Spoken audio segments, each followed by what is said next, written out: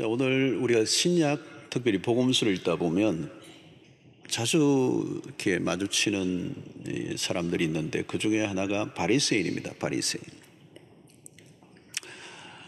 특별히 바리새인들이 상당히 많이 이렇게 출연을 해요. 이 복음서에. 근데 이 바리새인들이 예수님과 충돌이 이제 자주 일어납니다. 예수님과 충돌을 이제 하게 되죠. 오늘도 이제 그 장면입니다. 근데 여러분, 이 바리새인들이 본래 우리가 지금 생각하기에는 바리새인 하면 좀 나쁜 이미지인데 본래는 그렇지 않았습니다. 이 출발은 예수님이 오시기 전에 훨씬 전에 시작된 이 바리새인들은 본래는 종교적인 어떤 부패를 막기 위해서 또 습관적이고 형식적인 그런 신앙을 극복하기 위해서 제대로 하나님을 섬기기 위해서 출발한 그런 사람들입니다. 얼마나 철저히 열심히 하나님을 이렇게 섬기려고 했는지, 이렇게 변질되고 또 왜곡된 신앙의 행태가 아니라 제대로 한번 해보겠다 이렇게 했던 사람들이 바리새인들이기 때문에 실제로 바리새인들이 오늘 우리 교회에 나온다면 가장 존경받는 위치에서 있을 가능성이 높은 사람들입니다. 근데 1세기 예수님이 오시던 그 시대에는 이 바리새인들이 이제 상당히 변질되어 있는 상태죠. 근데 그 변질되어 있다는 사실을 그들이 모르고 있었던 거죠. 근데 이제 예수님과 충돌을 하면서 급기야는 이제 이 바리새인과 종교 그 당시에 제도권의 메인 그룹들이 예수님을 십자가에 못 박는 단계까지로 몰아가는 이제 그 하나의 전조적인 그런 장면이 오늘 본문에 있습니다. 오늘 이 사건의 발단은 예수님의 제자들 중에 손을 씻지 않고 떡을 먹는 것, 이게 이제 바리새인과 서기관들의 눈에 이제 들어왔죠. 그래서 시비를 걸고 있는 장면입니다. 율법을 어겼다는 겁니다. 근데 사실은 이게 율법을 어긴 것이 아니고 정확하게 얘기하면 장로들의 유전을 어긴 것입니다. 장로들의 유전. 이것은 구전으로 내려오던 율법을 잘 지키기 위해서 만든 하나의 전통들이었습니다. 우리가 미시나라고 하는 말들을 우리가 많이 듣죠. 설교자들에게도 있습니다. 장로들의 유전들입니다. 율법의 해설서와 같은 것이죠. 그래서 그 안에 청결에 관한 법만 해도 굉장히 조밀하게 아주 상세하게 정리를 해놓았습니다.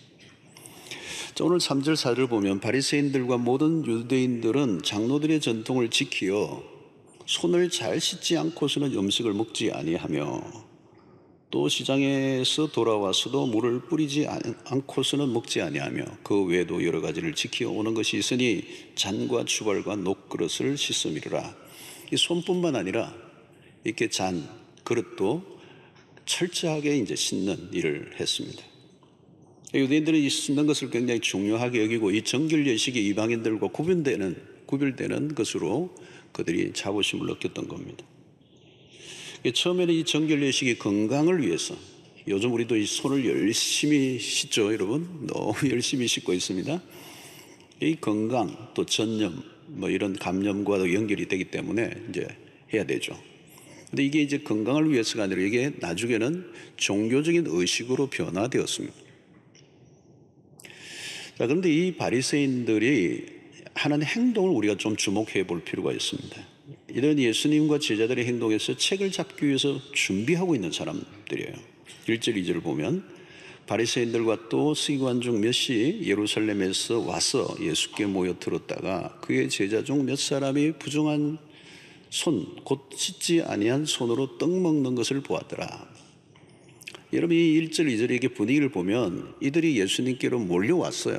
온 목적이 뭐냐? 뭔가를 이제 붙잡기 위해서 불순한 의도를 가지고 모인 겁니다. 뭔가 잘못한 것이 있으면 책을 잡기 위해서. 그래서 오늘 5절에 보니까 이에 바리새인들과 서기관들이 예수께 묻되 어찌하여 당신의 제자들은 장로들의 전통을 준행하지 아니하고 부정한 손으로 떡을 먹나이까? 이 바리새인들은 손을 씻지 않는 제자들의 그 모습들을 보면 신이 났어요. 왜? 한 건 한 겁니다. 현장에서 물증을 확보하고 예수님에게 이제 공개적으로 질문을 던지는 겁니다. 그리고 민감한 주제를 가지고 예수님을 궁지로 몰아넣고자 하는 이 목적이 있었던 것입니다. 이 바리새인들이 예수님의 제자들의 잘못을 지적하지만 실제로는 예수님을 겨냥하고 있는 것입니다. 그리고 이 질문에는 날카로운 가시가 돋쳐 있습니다. 자, 이런 현상은 마가복음 앞부분에서도 이미 나와 있습니다. 마가복음 앞부분에서도 이미 예수님의 대적자들이 여기저기에서 이제 준비되어 있었고, 곳곳에 이 사람들이 이제 사람들을 심어놓고 예수의 일행을 관찰하고 있습니다. 이 당신들의 제자들이 왜 손을 씻지 않고 떡을 먹느냐? 이것은 갑자기 나온 어떤 행동이 아닙니다. 계속 호시탐탐 노리고 있었던 거죠. 자, 이게 여러분 바리새인들의 특징입니다. 바리새인들의 특징. 시선이 늘 다른 사람에게로 향해 있는 겁니다. 다른 사람을 비난하는 사람들, 그죠? 다른 사람을 잘 비난하는 사람들이 빠지는 오류가 있습니다. 그게 뭐냐면 자기 자신을 잘 모르는 겁니다. 시선이 타인에게 쏠려 있기 때문에 자기 자신을 보지 못해요. 그래서 법과 규칙을 지키는 열심은 좋은데 이들이 빠지는 오류는 포용력이 없어. 열심히 하는 사람들이 가지는 약점이에요. 뭔가 열심히 하는 사람들은 날카로워져 있기가 쉬워요. 진리 수호도 좋지만 사랑이 없는 것입니다. 이게 바리새인들의 모습이에요. 온정이라고는 찾아볼 수 없는 냉혹한 종교인의 모습. 여러분, 우리가 우리의 실제 모습을 보지 못하고 우리도 이렇게 살아갈 때가 많습니다. 세상 사람들에게 비친 그리스도인의 모습은 주로 뭔가 여러분들 알고 계시죠? 그게 위선입니다. 위선. 우리는 우리가 술, 담배 하지 않고 도덕적으로 훨씬 낫다고 이렇게 여기고 사는데, 우리는 거기에서 끝나지 않고 은근히 세상의 사람들을 무시하는, 상종 못할 죄인으로 취급하는 분위기가 좀 깔려있어요.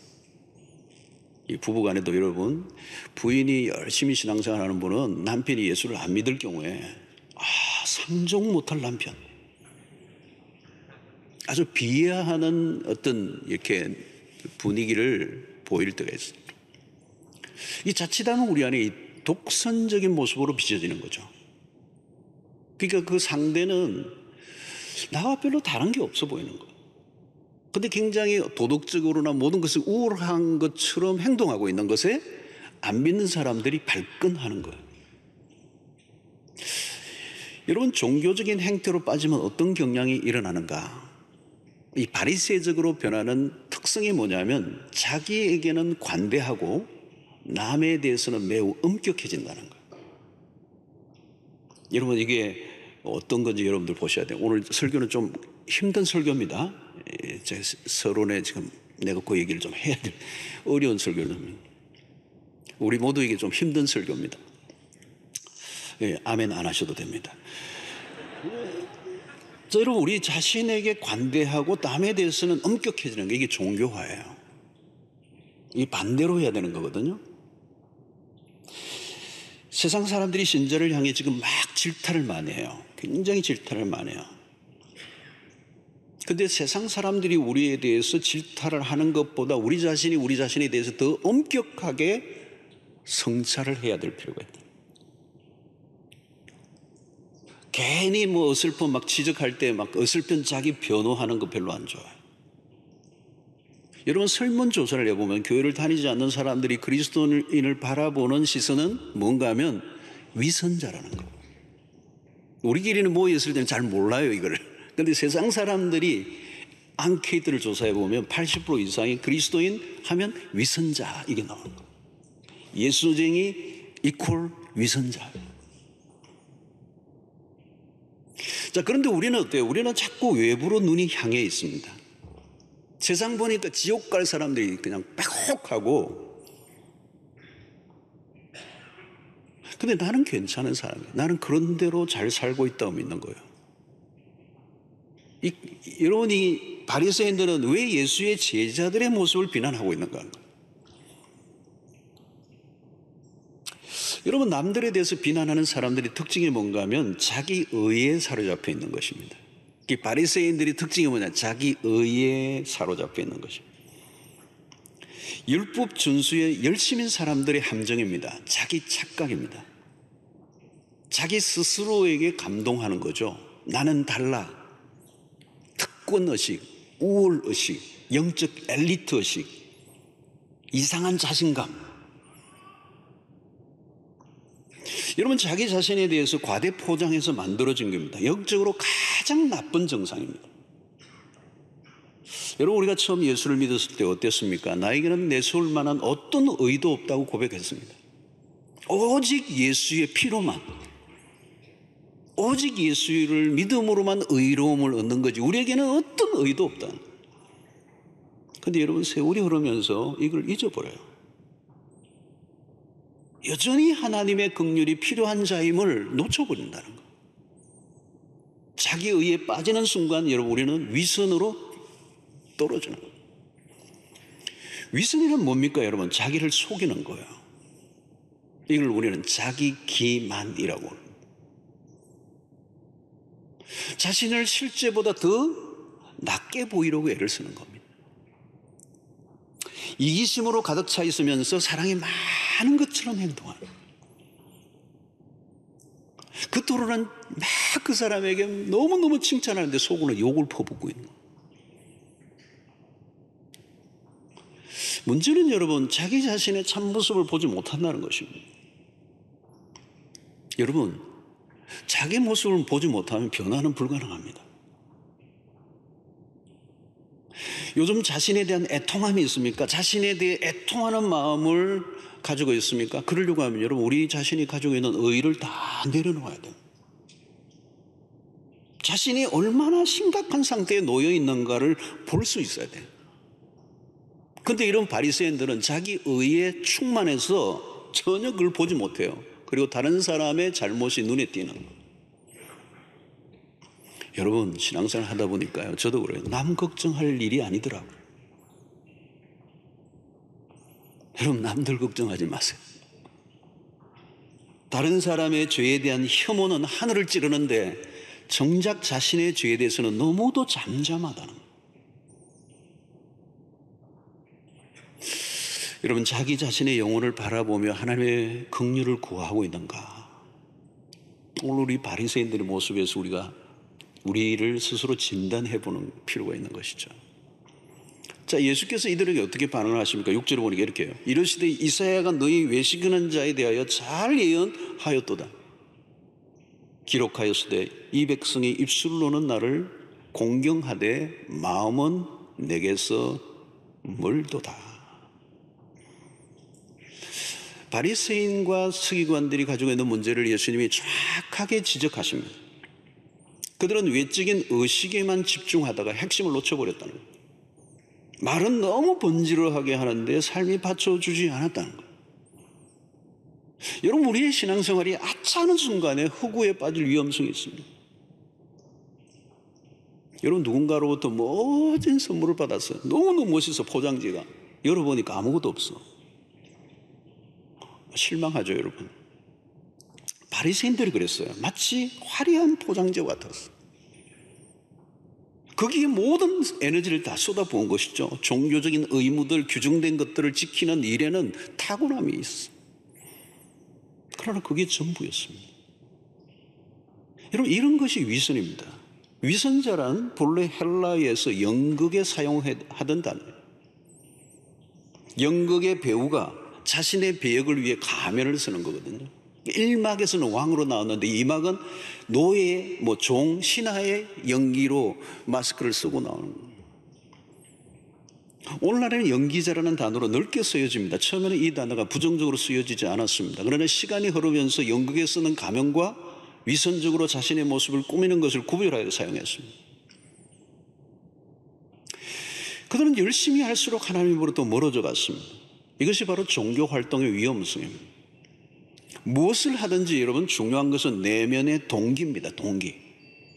그러니까 하나님 앞이 아니라 사람을 의식한 행동이 우선이 되면 변질되는 겁니다.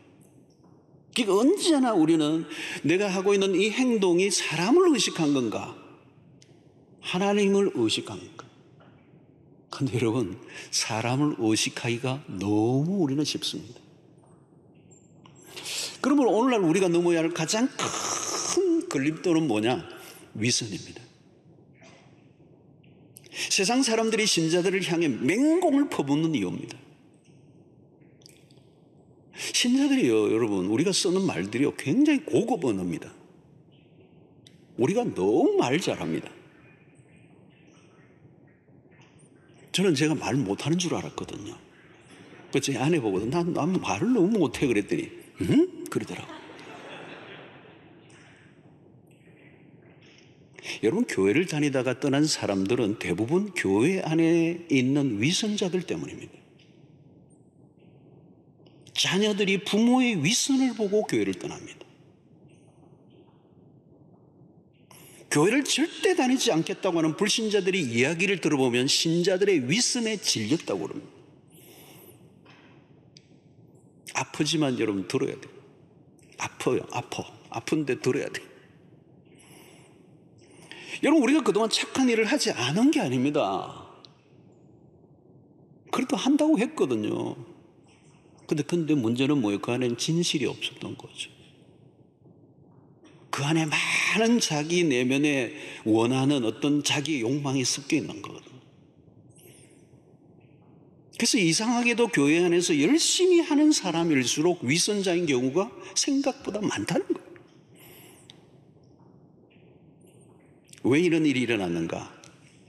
잘못된 열심 때문입니다. 여러분, 잘못된 열심은요, 안 하는 것보다 훨씬 더 나쁜 거예요. 자기 열심에 자기가 도취되는 겁니다. 자기 도취가 왜 무슨 것입니까? 자기의 참모습을 보는 일에 게을러져 있기 때문에요.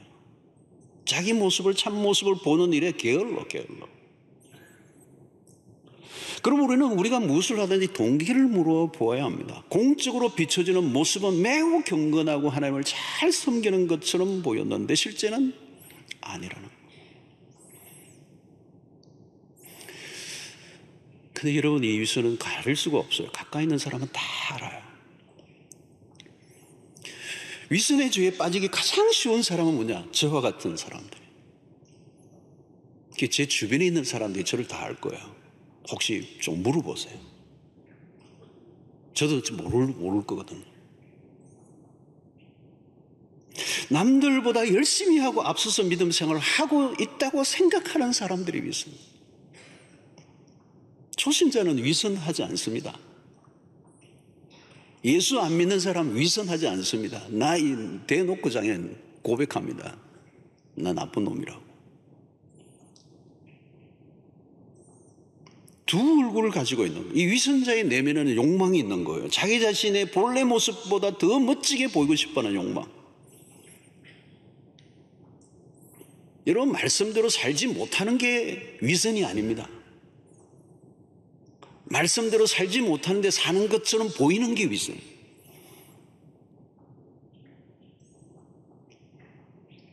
모든 행동의 저변에는 깔려있는 음흉함이 문제인 거죠. 늘 사람들을 의식하고 행동하는. 바리새인들은 항상 사람들에게 보이려고 행동을 했어요.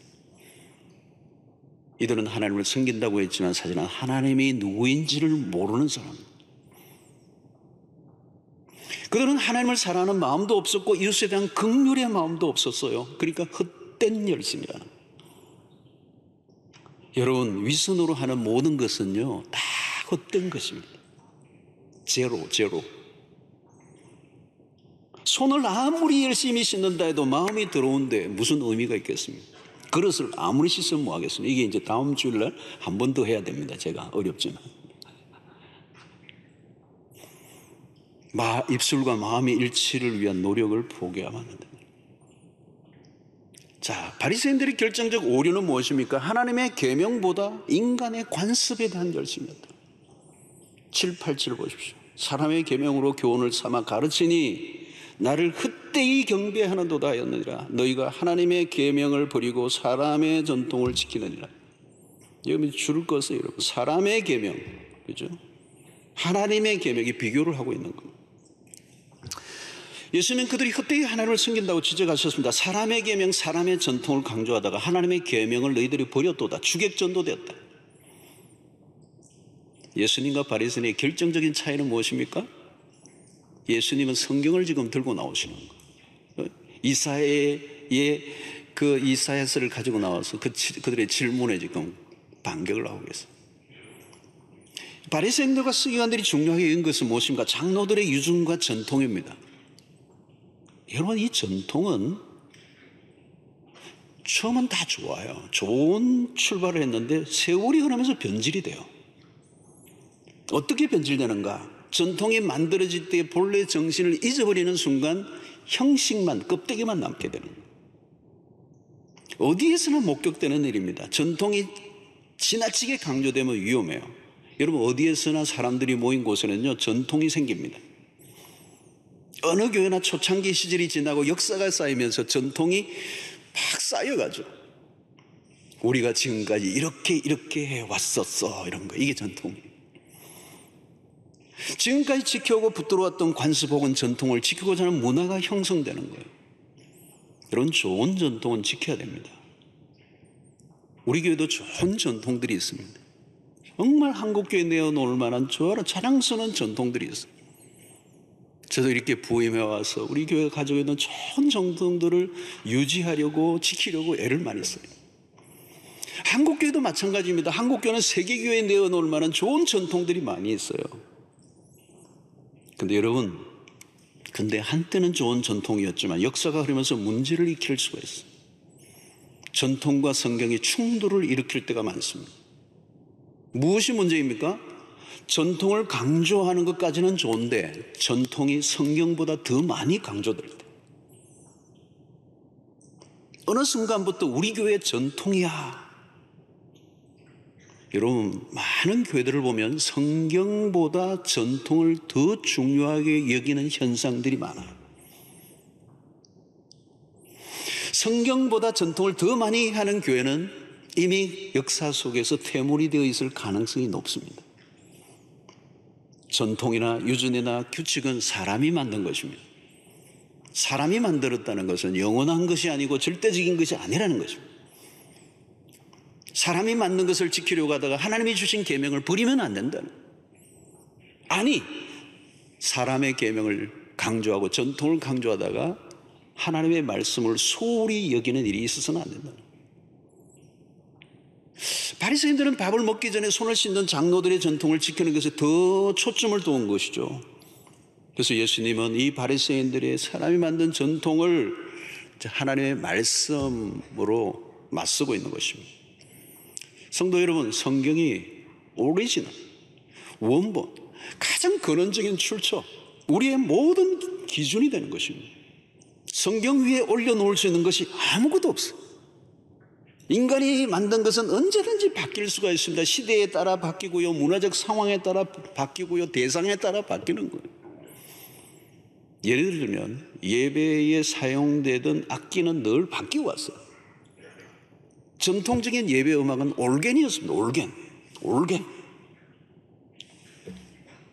피아노는 교회 예배 음악에 들어오지 못했어요. 초기에는 좀 경망스럽다는 거죠. 근데 여러분, 지금은 피아노가 대중화되어 있어요. 기타가 예배에 사용되던 그리 오래된 일이 아닙니다. 기타가 어디 이게 그거 안 됐어요. 근데 우리는 지금 아주 자연스럽게 기타를. 여러분, 이 악기 사용의 문제가 그렇습니다. 문화에 따라 달라지는 것들이에요. 교회 안에서 전통이나 관습을 가지고 싸움이 막 벌어지죠. 지금도 교회들 가운데 여러분, 대형 이 스크린을 아예 안 쓰는 교회도 있습니다. 거부하는 거죠. 여러분, 예배 시에 인도자들이 가운을 입느냐 입지 않느냐, 이건 뭡니까? 성경에 있습니까? 전통입니다. 우리 교회도 제가 부임하기 전에는 다 가운을 입었습니다.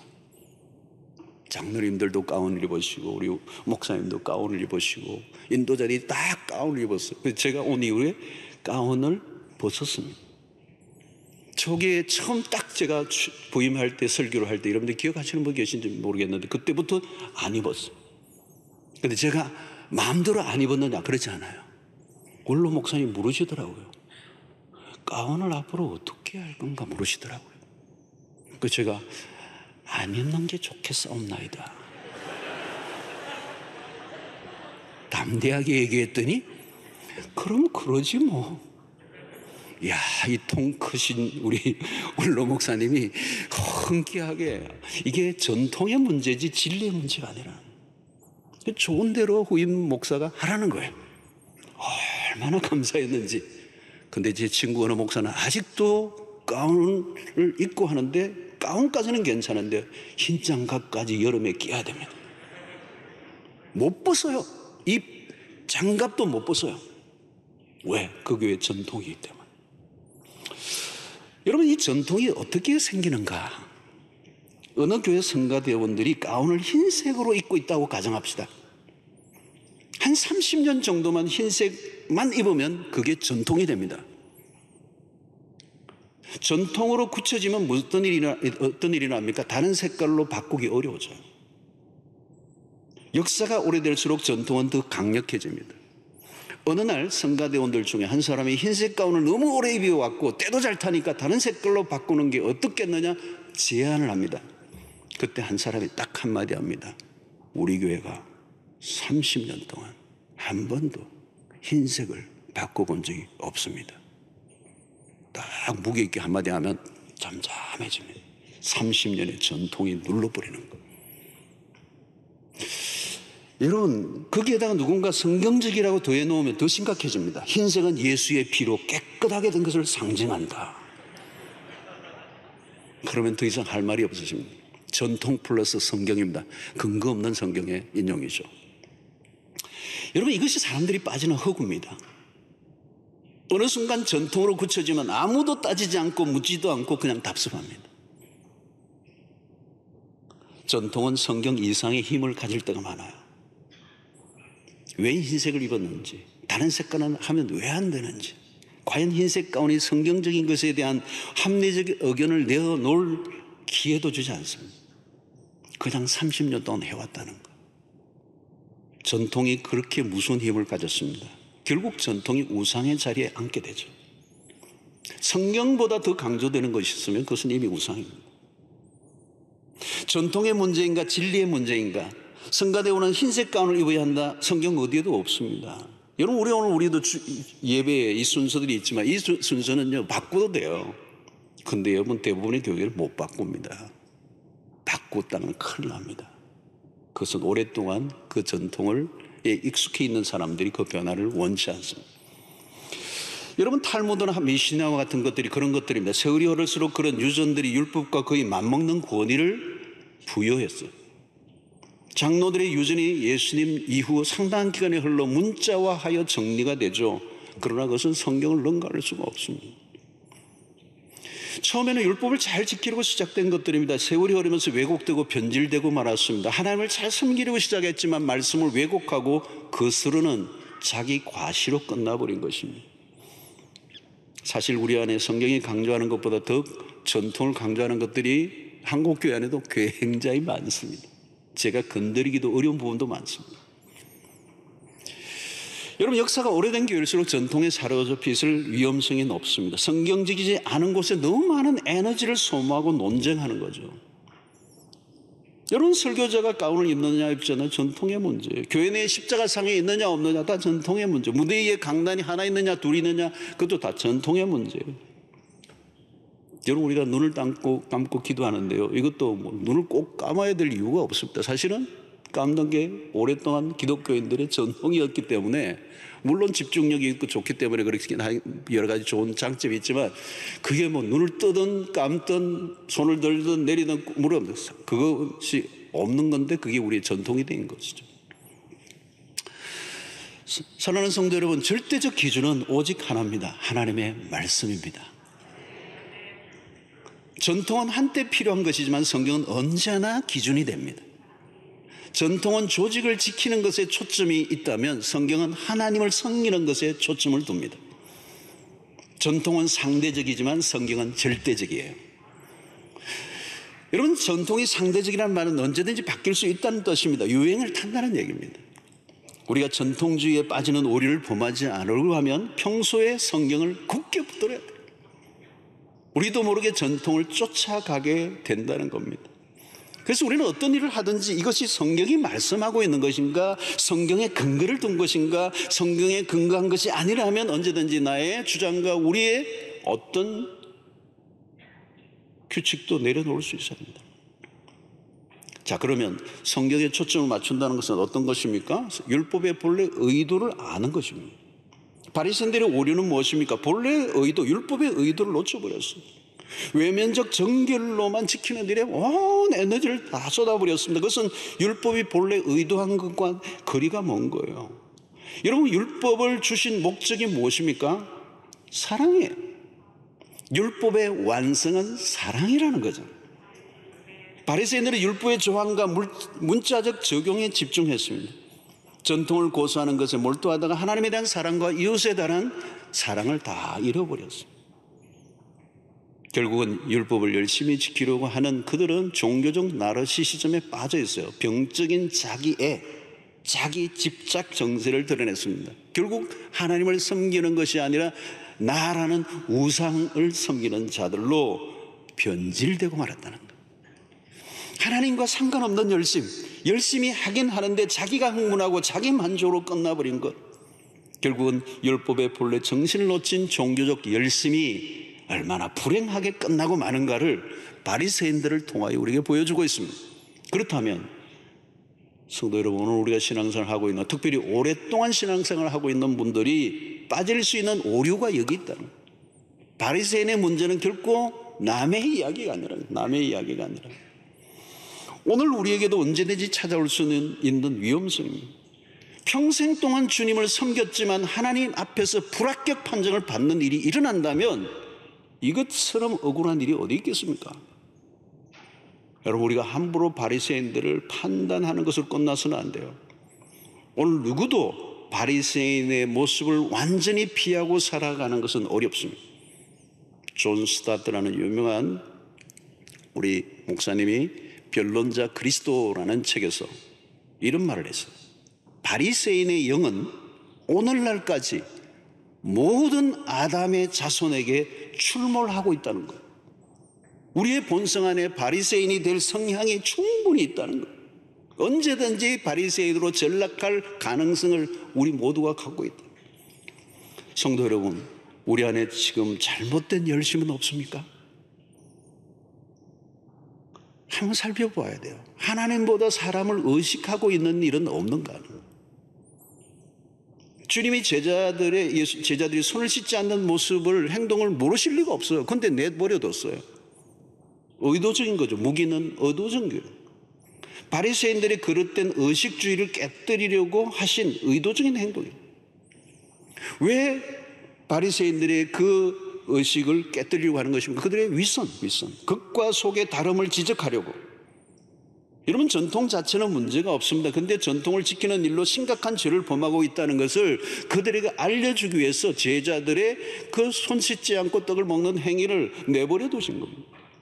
그러니까 바리새인들의 입장에서 보면 예수님은 규칙을 깨는 자로 보였어요. 그렇습니다. 여러분, 예수님은 규칙을 지키러 오신 분이 아닙니다. 종교를 세우러 오신 분도 아닙니다. 전통을 무시하지 않았지만 성경을 대신한 전통을 기꺼이 깨뜨리시려고 하시는 예수님의 모습을 보여주고 있습니다. 이런 예수님의 파격 행보가 당시의 제도권의 종교 지도자로부터 공격을 받는 요인이 되었어요. 그러나 여러분, 그리스도가 오심으로 새로운 세상에 온 거예요. 더 이상 낡은 유대 종교로는 버틸 수가 없다는 겁니다. 낡은 종교 체제에 대한 일종의 경고를 하신 겁니다. 생명은 하나도 없고 낡은 문자와 전통만 간신히 지켜내는 당시의 유대교는 이미 갈 길을 다 잃어버린 거죠. 사랑하는 성도 여러분, 오늘 우리의 신앙을 자세히 한번 들여다봐야 합니다. 무엇을 위한 열심인가? 한국교회 성도들만큼 열심은 어디에서 찾아보기 힘들어요. 너무너무 좋은 일이고 칭찬하는 일입니다. 그런데 주님과 우리의 열심이 주님으로부터 칭찬을 받아야 할 뿐만 아니라 세상의 사람들로부터도 칭찬을 받아야 돼요. 문제는 우리끼리의 자화자찬으로 끝나서는 안 된다는 거예요. 그러므로 우리는 신앙의 내용을 채워야 합니다. 형식적인 신앙생활을 경계해야 합니다. 진심이 담겨 있지 않고 마음에도 없는 신앙은 어느 순간 다 공중분해되고 마는 것입니다. 기계적으로 예배를 드리고 기계적으로 형식적으로 기도하고, 여러분 그러다 보면 어느 날 공허해지는 겁니다. 공허해져. 하나님보다 사람들의 눈치나 보고 인정과 칭찬을 구한다면 우리가 바리새인입니다. 무엇을 하든지 진심을 담아 하고 있는 것, 우리의 시선이 전적으로 하나님에게로 향해 있는가. 거짓 열심으로 포장해서는 안 됩니다. 그건 차라리 하지 않는 게 나아요. 항상 그렇습니다. 여러분, 변질이 무서워요. 변질. 이 변질은 하루아침에 일어나는 게 아닙니다. 여러분, 술, 담배 하지 않고 주일 성수하고 11조 할 것 다 하는데 하나님으로부터 멀어진 사람들이 많다는 것이 오늘 우리의 연주소예요. 교회에서는 칭찬받는 신자인데 세상에서는 욕을 먹는 신자들이 있다는 거예요.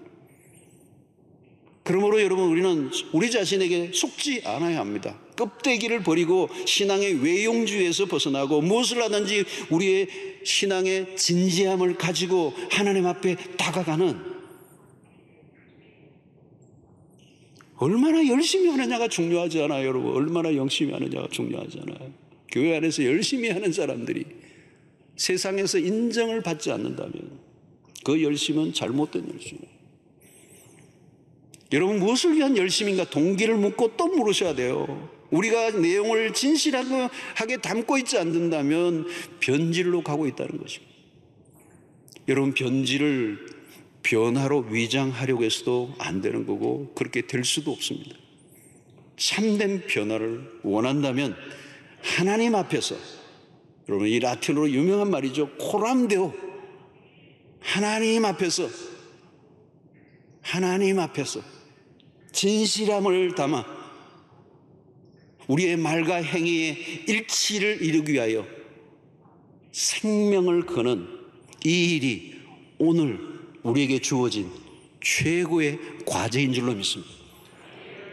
만약에 이것이 회복된다면 우리의 바리새적인 이 형식주의를 타파하고 극과 속의 일치를 이루는 일을 위하여 우리가 노력한다면 하나님께서 우리를 긍휼히 여기시고 우리를 통하여 놀라운 일을 행하실 줄로 믿습니다.